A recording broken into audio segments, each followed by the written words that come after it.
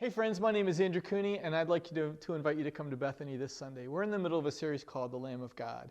And I want to invite you to think with me about a couple that you know, where one of them is like super funny and the other is super serious. They're opposites.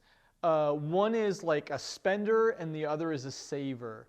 You know, these couples who they tend to just fall into one end of the spectrum or the other. And the reason I'm inviting you to think about this is that in Jesus, we see both the divinity, the godness of God, and the humanity in Jesus.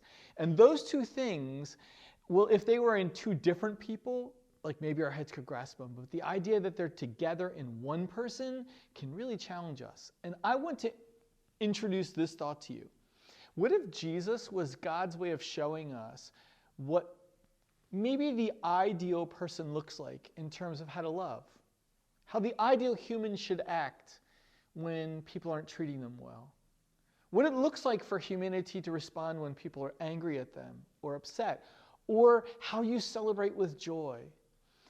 I'd like us to think this weekend about how Jesus introduces to us God's picture of humanity, and how we can gather something important from that as we live on this earth, both in terms of the beautiful sides and how we deal with the hard things within us.